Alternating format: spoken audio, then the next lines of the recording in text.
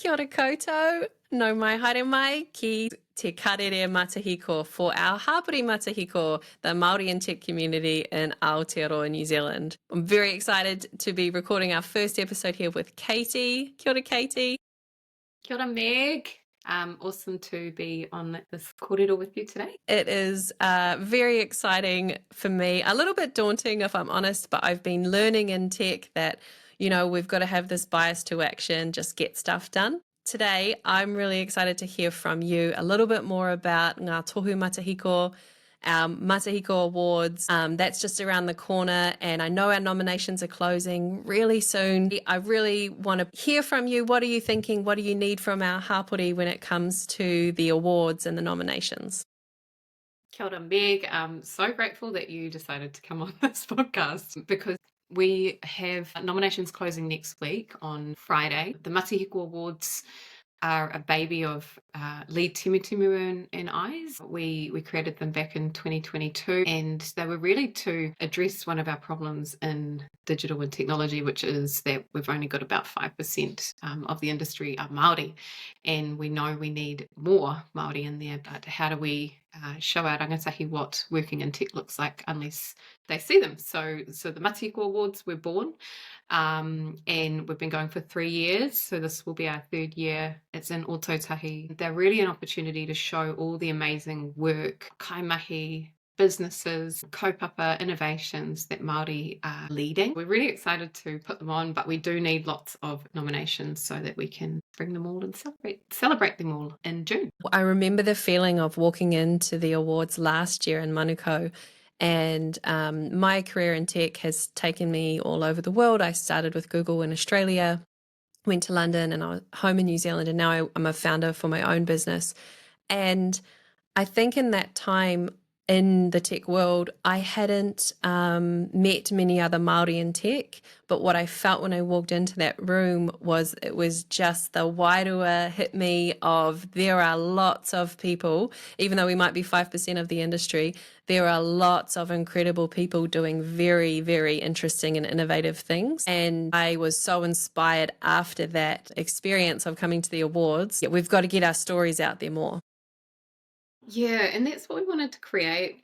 There are so many really good awards out there, but the feedback that we had was that Māori didn't, well, the Māori we were talking to in tech didn't feel that those awards were right for them. And so we decided to frame them around contribution and impact rather than, say, pūtea or other measures of success. They're still valid measures of success, but for us, we wanted to offer alternative measures of success, because what we know with Pākehā Māori and kaupapa Māori is that it's about a wider whānau impact rather than just a monetary one. And so all of our awards are centered around that. Even the categories of awards are inviting a wide range of people who contribute to technology. My favorite one is the kaiāwhina one because, man, our helpers, kaiāwhina, never ever get celebrated. These are the project managers. These are the people that get the mahi moving. There's no awards for that, right? There's no awards for those hard workers that get everything done. And so I was really keen to make sure that we had an award to celebrate those people. Kaiāwhina is my favorite award, and the people that win it are the absolute best people. I think one of them, NG. Yeah, I was gonna say that was one of my favorite, I guess, outcomes or beautiful relationships that has formed for me following the awards last year. Was the Kaiāwhina Award was awarded to NG Martine, and when she stood on the stage and said, I'm in Tai Tokiro and I'm doing this awesome mahi, and I thought, I'm in Tai Tokiro and I'm working in tech, and she came over to my whare, we had a coffee, and I think the energy that you can kind of give each other and receive from each other around some of this mahi and why we're doing what we're doing and the sense making of it, like putting it in its place of it can be very intangible sometimes working in technology, but by sharing with each other, she explained a little bit about the kaupapa that she was doing with the hapu up in Whangaroa and what that meant to the people. And also we talked about her role as kaimahi and the time it takes to support people through change. using the technology was new. It's not just, hey, I'm going to show up today, do a training, now you're good to go. We were talking about, the real, so oftentimes, especially in our Māori communities, there's the issue of trust that needs to be established first. What are the intentions? How does it actually work? Is it going to serve our people? And then the mechanisms of how does the technology work? And then ultimately, what benefit has it added? I love that you that was a really positive side thing that came from our awards, and that's what we found is that the awards are just one element of it. It's the connections that happen at the event. It's the promotion of our winners, nominees, finalists, because all the way through we're shining a light on this wonderful mahi that's happening and the different way that it's been delivered as well. And Angie's a great example of she came home to offer her digital and tech skills back to the Hokianga. So love it. Yeah, absolutely. And I think the other thing that struck me about the evening was the number of organizations and oftentimes companies, right, who are supporting and providing tautoko to this real growth in our industry of Māori representation. When Isaac from Microsoft won an award, he was his tautoko from his colleagues really, really moved me. And I know it included Vanessa Sorensen, who's the head of Microsoft in New Zealand, and that just that commitment from the top to have learnt a haka to support, that to me is like real allyship.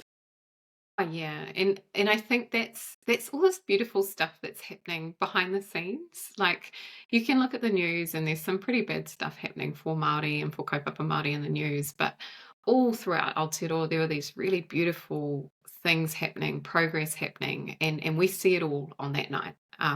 And I guess the other thing is that we stream it as well. So if people can't be in Otautahi with us, they can definitely tune in live and experience some of it. Tell me a little bit about your journey, because I know that in your role, in Te Hapori Matihiko, you're leading the kaupapa and advocating so much for our hapori, but your own career in tech is, I think, really interesting and really inspiring. Tell us how you got started. I think my first job in tech was at Trade Me. So I was doing a degree in marketing and management at Victoria University, and I was working in a bar in Courtney Place.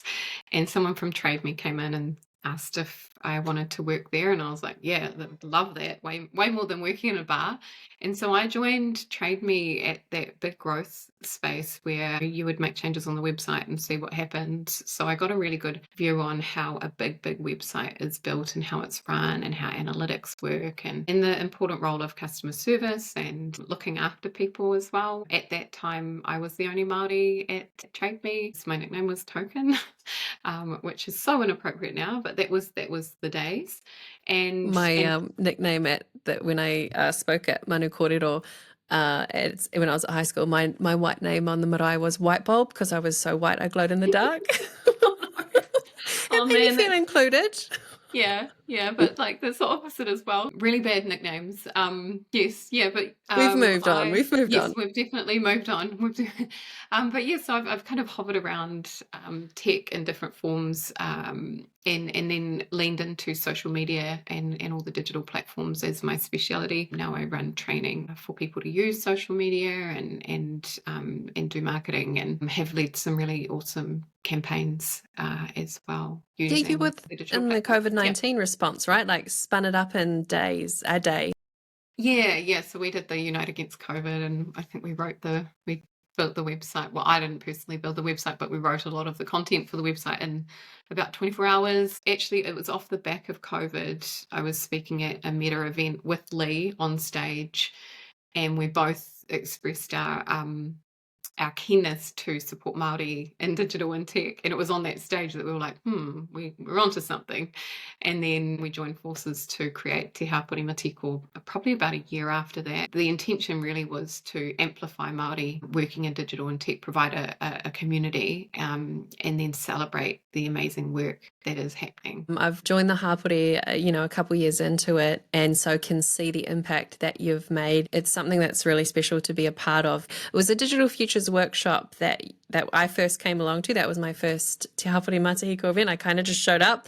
I didn't know anyone or know what I was going to be doing. But I remember at the end of that kaupapa, the call to action was, what role can each of us play? I really have experienced in the hapori how willing people are to play their role.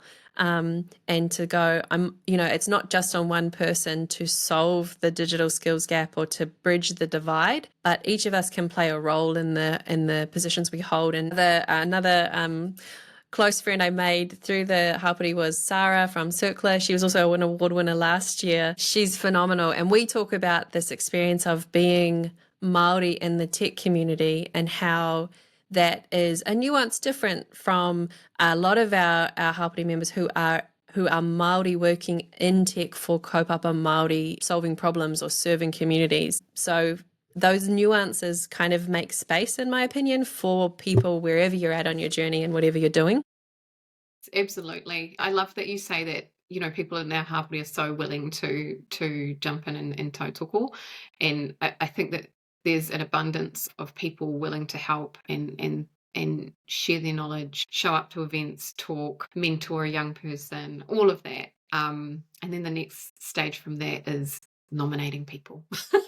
Yeah. Is picking people to put forward for awards, and that could be yourself. Was it Pera who was on stage and talking about how, our beautiful whakatauki about the kumara does not speak of its own sweetness holds us back a little bit? It really does. That's probably one of the biggest challenges for us, is for people to accept the nominations. So other people have nominated amazing people and they're like, oh, I don't feel comfortable about being nominated. And so we've had to have some conversations to say to people, look, this is really important for you to accept it. Someone has said that they think that you're awesome. Our 15 judges have agreed with that and put you on the pie, and I know it's uncomfortable, but we need you to stand there so that our rangatahi can see you, and so that they can see what a leader in digital and tech looks like and what your career path looks like. And Peter's a really good example of that, of leading and bringing everybody with him. Humility for Māori is a big thing, and for New Zealanders, big thing. So to put yourself forward for an award is hard, but it is bigger than you. It is for our next generation, and it does have huge flow-on effects. Like with NG, with any of our winners, they impact their communities even more because of the light that's been shone onto them, which is awesome. Oh, absolutely. We're both mama, like that role of like suddenly you've got the eyes of your tamariki on you, but also recognizing that one day they're going to grow up and have tamariki of their own. Well, actually, I might, for myself, hold some of those insecurities, right? That imposter syndrome. But what if I wasn't here for myself? What if I was here for my mokopuna who said, my nana, my kuia, did this, and this. And now because of that, I'm on a different path. That's become a big motivator for me since joining the hapori. I'm so pleased you've had that turnaround, because you are absolutely contributing, and I think that's the biggest thing, is like the imposter syndrome is such a frustrating thing for all of us to have. Women, Māori women, it pops up all the time, but the thing is, if you look at your history, look at your mahi, absolutely qualified and absolutely are inspiring people, and it is worthwhile celebrating that. So I also encourage people that, like I have a list of people that I'll nominate. I don't have anything to do with the judging, by the way. I'm completely separate from it. But I will nominate people that I know will not nominate themselves. I encourage people to do that as well. Think about people who need celebrating, who will not nominate themselves. And it's such a nice surprise for them when they get mentioned. So say I want to nominate someone and I might have heard about a little bit of their mahi or seen a bit from LinkedIn, or how much information do you need to put in a nomination? You don't actually need a whole lot. What I recommend doing is jumping into we use Awardforce to manage all of our nominations, and it's pretty smooth. And for each category, there's a rundown of what you need, and it just aligns to 5 different po. If you can give an example for each of the different po that person's contributed, that's all you need to do. Also keeping in mind that our judges are looking at quite a few nominations. So the more direct your language is, the easier it is for them to read and see that real connection to what we're looking for, the kaupapa, and how that person connects to it, then it's way easier for them to judge. Yeah, that's a great call out. It's actually something that also rings true if you're applying for a job, right? To be able to practice succinctly being able to say, this is what the situation was, this is what I did, and this is the impact. That Absolutely. is the same idea, right? Like, this is Yep. what I know about the person's situation. This is what I saw them do, and look at the impact on this. Yeah. That's kind Yeah. of all they need, right? Yeah, absolutely. And yeah, I mean, year one, I think people included heaps and heaps of information, and we've definitely smoothed the path for our judges as well. But yeah, there's PDFs you can download, so you can keep, if you want to do it offline and get all your thoughts together, and then you can just copy and paste it in. That's the best approach. And where I've seen people align, directly to the impacts, it's really easy for the judges to say, yep, that's a 5. So yeah, if you want them to be on that pie, then that's all you need to do. And so I can download that PDF and upload it to ChatGPT and get it to write my submission for me, right? Yeah, no. No. No. So we don't want GPT to be writing the applications. One, because it might not have the latest information on that person, but two, because you probably know a lot more about that person than the internet does, or than GPT does. So ways that I would recommend using AI to speed things up is, I would write my submission, I'd write my nomination, and I would say, these are all the things that this awards are looking for. Tell me if I've met all of the requirements.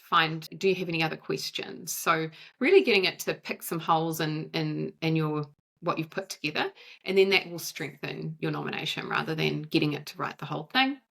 Get it to challenge what you've written or find the holes, and then you can fill the holes with information that you can find online. Yeah, I love that. And I love that classic use of going, this is the question, this is my answer. Does my answer the question? Yeah, exactly. Yeah, does it answer the question? And I really like using tools like Claude to ask and assume the role of a Matihiko Awards judge. This is the judging criteria. How would you judge this nomination? What kind of questions would you have? And I think that's a really smart way of using AI. And I'd be really keen to see the result of some strengthened nominations with the assistance of AI. Yeah, one of the ways that we've been finding really helpful, so say you have a few people maybe in your business or that you just know who might have a bit more context on the person you want to nominate. You could use like we use in our business, we use Microsoft, so we use Copilot. Have a Teams call, have your kōrero, just talk about all the reasons why we want to nominate Katie. She's done all this great stuff. Get the feedback from people in the call, and then use the transcript in Copilot to go, okay, now I'm going to nominate this person and I need to answer these questions based on the conversation and the context in this call. Draft an answer as a starting point, and then because it's going from a transcript from our voices, our conversation, it's more likely to sound like you.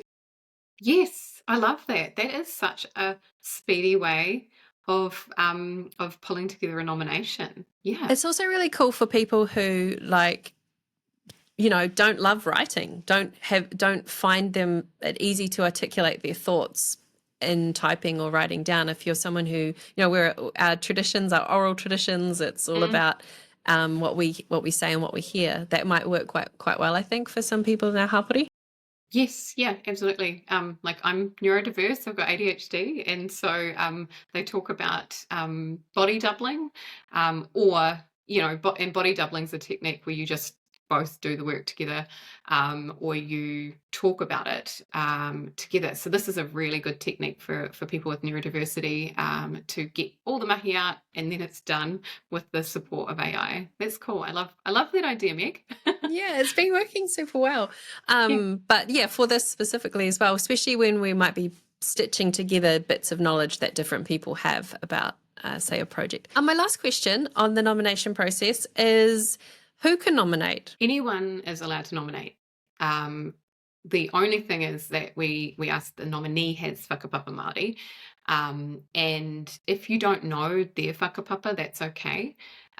If they get nominated and make the finals, make finalists, then we will ask them.